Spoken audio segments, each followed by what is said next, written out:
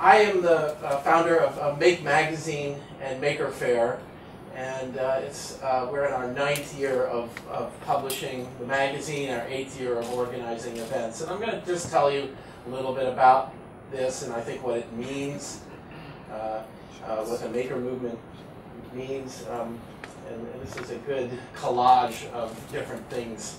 But if we were to almost go back in time, in history, and at the same time look into the future, if there were a shrine, a museum for the maker movement, it might have this in it. This is the very first Apple computer. It is made out of wood. It is carved, hand carved with letters. The keys are borrowed from another computer. It's got an electrical outlet that is borrowed from something else. It does not look at all like this computer, Apple computer I have here today. It's about 40 years ago that something like this was first brought out and shared with other people. It's crude, it's rough, it does not look finished. A lot of what you see in the maker movement today is crude, unfinished, unpolished. We don't know where it might go, but in many ways it shares a legacy with these guys, Steve Wozniak and Steve Jobs, who, Wozniak particularly, he went to a place called the Home Brew Computer Club where he met other people who were building computers. They were building computers because you could not buy computers. You had to make them if you wanted to get access to them. But they were sharing ideas and designs. And Wozniak says, I was willing to do that for free for the rest of my life. Of course, he did pretty well. But it gets to the core motivation, if you will, of sharing and exploring, and what I call playing. I think it's behind a lot of what we later on called innovation. But the core of it was I wanted something better for myself, and that's why I did it. In addition to the Apple computer, this device was very important in making Apple computers successful. It was a laser printer, and it cost about $30,000 when it first came out.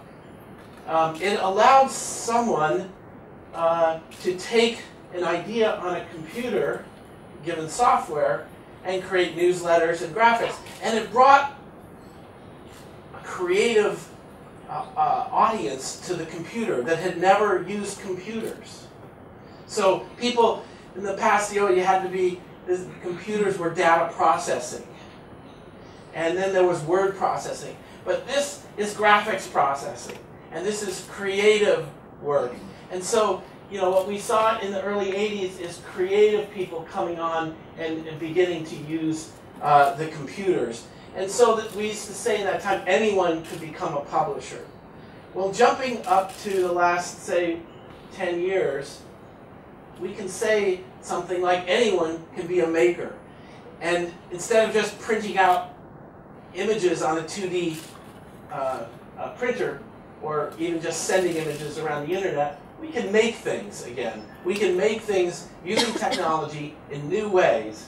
This is a student's desk at Georgia Tech University in Atlanta, and it has, a 3D printer. It has 2 screens doing 3D modeling. It has something called an egg bot, which does writing on eggs and ping pong balls, and it has hand tools and other things. But this is what making looks like.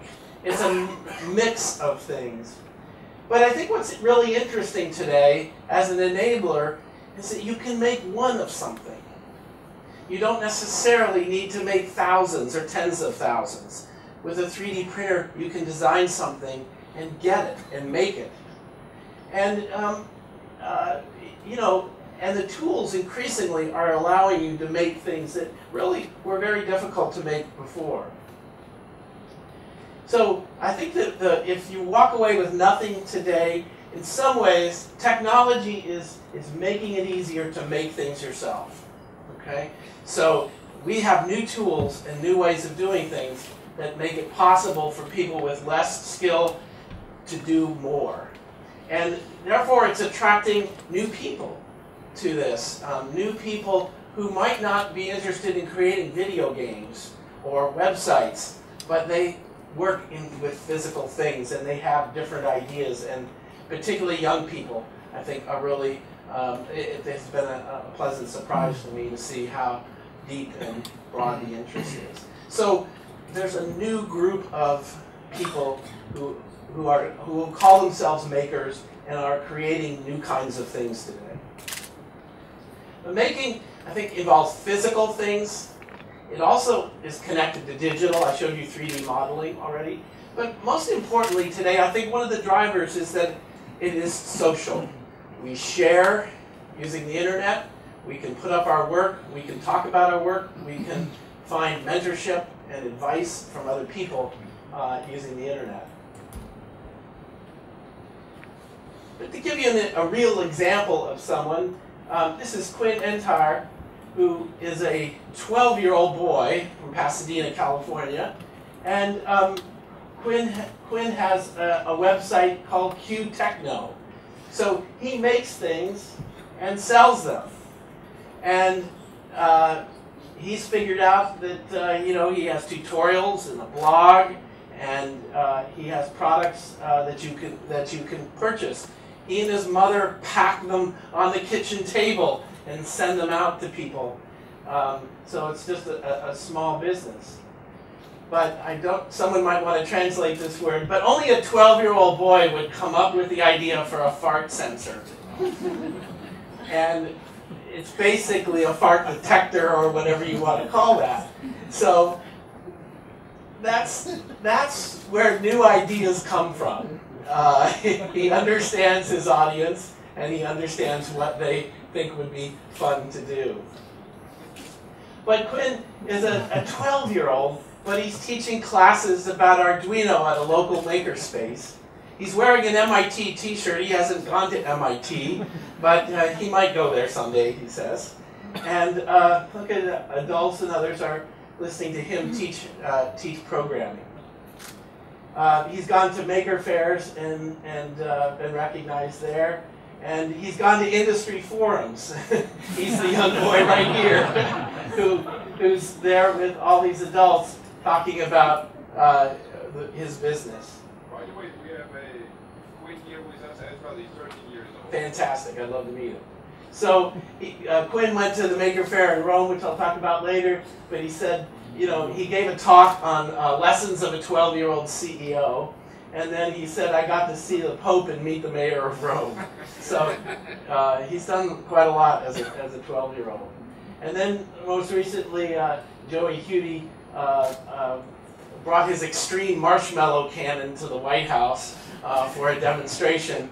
And the Secret Service said, there's no way you're supposed to shoot this off. This is not something you're to do. The president came up and said, does it work? And Joey said, yes! And they got out a bicycle pump, filled the chamber with air, and that's what happens when you shoot a marshmallow across the stateroom in the White House. I particularly like these kids who have a standard science fair exhibit. They go, my God, that's what you get to do if you make something. But makers are enthusiasts, and I kind of want to, it's a state of mind, and it's almost an emotional state as well. When you love something, they're amateurs. They're people who love to do something. The root of the word amateur is to love. And I think when I saw early on this audience coming together, I tied it to the people that built the web in the early days and the people that built personal computers. And a constant theme is they were enthusiasts. They loved to do this. They would do it, as Steve said, for free. But they share it with each other and they get together. But it's kind of a mindset. It isn't just technology. It is how you think about it and how you make it do things that you want it to do. And that's very satisfying. So when I started the magazine, I said, these people are enthusiasts, and they need an enthusiast magazine. So this was the very first issue of Make, and in magazines, you have magazines for cooking and gardening and woodworking. And I thought in technology we really didn't have a magazine that what we call DIY or do it yourself, that was full of projects, fun things to do with technology. And so this was the first one we had, which the first cover project was kite aerial photography. And the idea was you could build a rig, put a camera in it, whether a disposable camera or a more expensive camera, and send it up in the air with a kite and take pictures of the ground. And the person that developed this project was Chris Benton, who was a professor of architecture at Berkeley, and he wanted to see buildings from different angles, rather than if you look from a plane, you're looking straight down, and you look from the ground, you're kind of looking at an abrupt angle. So he wanted to see buildings and photograph them from different angles, and he developed that really into an art form. And he began going along the coastline, and he's actually standing right there, and you can see his line going way up there. They take pictures of this. And if you think of it, it is also what we are doing today with drones and other things. It's just almost, they're giving us different perspectives on our world. But it's playful, it's fun, it's creative. At the heart of what we're, I think, trying to do in the magazine is organized around projects. Here are things that are fun to do. And here's an example of a glow bike, or wrapping a bicycle in electroluminescent wire. Now I could just show you that and say that's a cool picture, but I really want to show you the instructions behind how to do that. Whether you want to make a glow bike, or you want to take electroluminescent wire and put it around your house or somewhere else, it's almost building up the instruction set of how to do that. As a culture, we've kind of lost our ability to make things, and I think the goal of the magazine was to try to bring that back, to show you how to do things. Even if you didn't want to do this, you learn how to do something like it, so that you might have your own idea for your own kind of project. And I think, in many ways, our goal has been to inspire people to make things, to keep it fun, but to get people to see themselves as producers, not just consumers.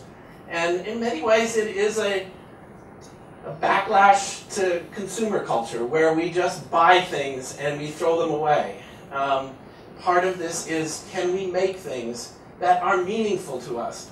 When I started the magazine, my internal phrase that I use for people, I said, we're doing, and this may not come across to you, I said, the magazine is Martha Stewart for geeks. And what I mean was, why do we make things, whether baking or clothing or technology?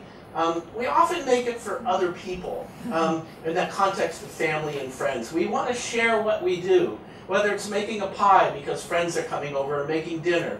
And it's that sort of basic sense of reward, of knitting something, or building a piece of furniture. And my basic premise was, if we could get people to enjoy this, and realize they enjoy it, that they would do more of it. And in some ways, that's our ideology. It's very simple: is make it fun, help people enjoy it, and they will want to do more of it. And one of the ways this, I think, really played out was seeing all these wonderful makers that we met through the magazine come with the idea of a fair, of bringing them together and almost reinventing what county fairs and other kinds of state fairs are. This is Russell the electric giraffe, who showed up at the first fair and has been there ever since. And let me give you some idea. These are electric cupcakes that go around the fair, and there's about a dozen of them, and so they're motorized and a lot of fun. I think this is a short video to show you a little bit about it. When people ask what Maker Faire is, you really have to come and experience it. It's much bigger and bolder and beautiful than you can imagine. Maker Faire is a newfangled county fair, so it's rockets and robots, and it's a fair for the people and for our time.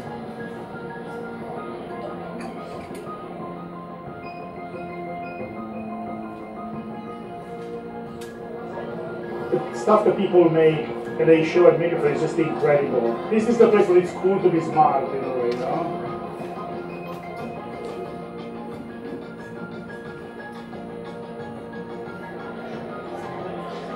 Maker Faire is this huge tapestry of creativity. I love just wandering around and looking at all the different things.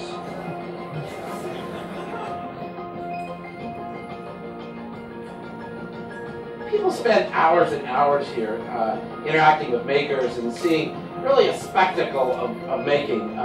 But at its heart, I think it's a conversation with people who create things and make things and produce something for a variety of reasons. Sometimes it's a hobby, sometimes it's a business, but they're here sharing what they do, and it's just a wonderful, incredible event that I think makes you see that this is sort of the best side of human beings. So partly through doing Maker Faire and other things, you know, you could take this view that there are a few special people out there that are makers. There are, just as there are a few people that are programmers and others, but I've come to believe that it's something in all of us, and that we all have this, and especially given the opportunity to make things, we will do more of it. And so, particularly one of the things that's come out from Maker Faire is children. It seems like the Maker Faire is full of kids running around, and to inspire them to go home and do something is really valuable, really important. And so we've begun to, I'll show you some other just pictures from other Maker Fairs, but I think in many ways we are trying to infect people with this idea that they can be makers at any age and at any skill level and for almost any set of goals. We produced Maker Faire. The one video I just showed you is in the San Francisco Bay Area. We had 125,000 people to our last event over 2 days. This is some pictures from New York City. We had about 75,000 people in our 4th year there. We have just lots of activities going on. This little kid, I love him because he's never seen a robotic dog before. And this, I think, is fascinating. So we talk about 3D printers, and I'll come back to them later, but here's an example of someone using a 3D printer to make dollhouse furniture. And it's such an interesting application, and this is actually someone's business doing this online. But it translates into something that, oh, that's what I want to do with these tools. And sometimes it's just getting the experience of basic hand tools and doing things. Making things out of scrap, cardboard, making robots. This is a 3D printed robot whose eyes move and do all kinds of things. But it's a great example of how these technologies are meshed together. We're using 3D printers to build skeletons and then using microcontrollers and others to give them brains and control them. Over the last, in 2013, we had over 100 Maker Fairs around the world. I'll give you some examples of them. But this is kind of the growth of Maker Fairs since 2006. We had over 500,000 people, 530,000 people come to a Maker Faire in 2013. And as you can kind of see, our largest fairs that we organize are about 200,000, and the rest are coming from independently organized fairs. So this gives you a distribution of where we are, and as you can see, there's nothing right here.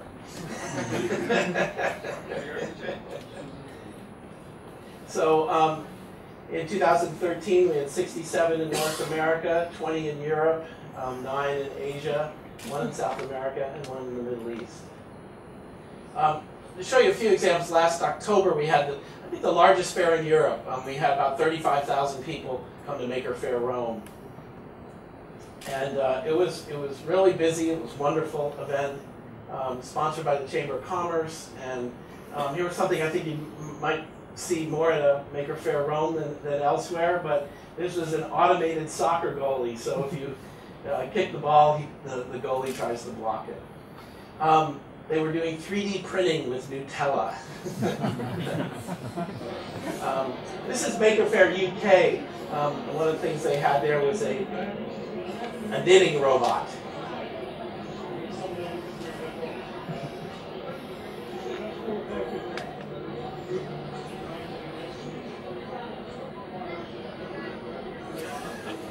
I think it's really creepy that she's doing something.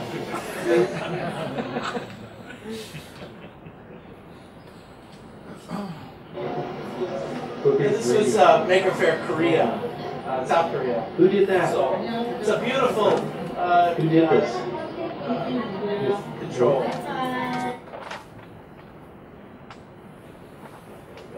So, you know, to some degree, one way of looking at the maker movement is kind of three segments. One I call zero to maker, and that's for new people who want to become makers. How do I do this? How am I starting with no skills and no ability?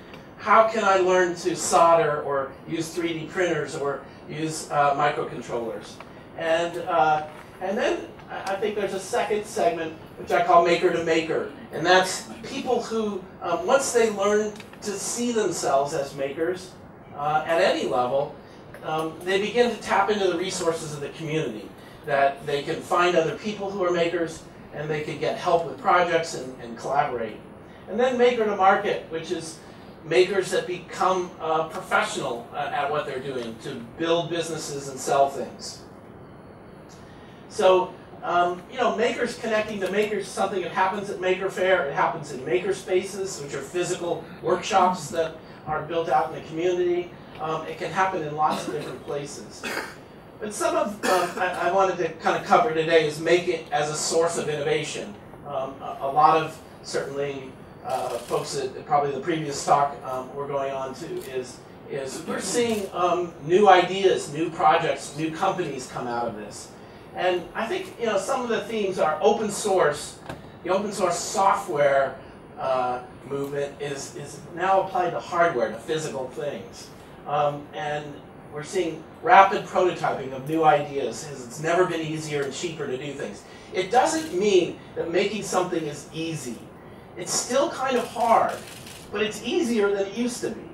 Like I say this sometimes, it's easier to be a user of technology than a creator of it, right? But it's easier to create things today than it has been. The obstacles are fewer. And so the internet also allows you to tap into the expertise and share ideas and practices. I'll give you an example. I think of makers as accidental entrepreneurs. There are people that came up with an idea for a product or to solve a problem, and then they began thinking of being a business. So this is Aaron Horowitz, who created something called Jerry the Bear, and he really actually wanted to help kids with diabetes understand their own patterns around food and other things. And so he started prototyping a stuffed animal that had logic in it, and you can see all the different versions he created here. He had no technical background really coming in here, didn't know a lot about electronics, so he picked this up on his own. And then he created prototypes where you know, the kids could actually test them, and he could put them in front of real kids and get their feedback. And that's a really important part of it. So prototyping is one element of what's happening here, but the fact that you can actually get a product in front of a customer at a relatively low cost and at a fairly quick time frame, it gives you feedback and allows you to change your product based on that feedback. You know, this was MakerBot in 2010 on the cover of Make magazine. It started out of a hackerspace in New York City. Bree used to work for me, Bree Pettis here, doing videos. He was an art school teacher. Really had no particular technical background, except that he wanted to have a 3D printer, just like Steve Wozniak wanted to have a personal computer. They used an open source project called RepRap. It didn't work as easily as they thought, so they began developing their own project. You know, we've begun publishing, this is our second annual edition on, you know, Ultimate Guide to 3D Printers, reviewing them. It's gone from being like 1 to being, I think we reviewed, well, 23, but we could have reviewed 50 in this issue. And, you know, we see them at Maker Faire. There's all kinds of things happening in this space, industrial as well as consumer here. Obviously, you know, interestingly, the 3D printer was patented the same year the laser printer was patented. It's been around since the 80s as a technology. But what the makers did was help it reach a consumer market that those who were in the business of making 3D printers didn't think that consumers would be interested.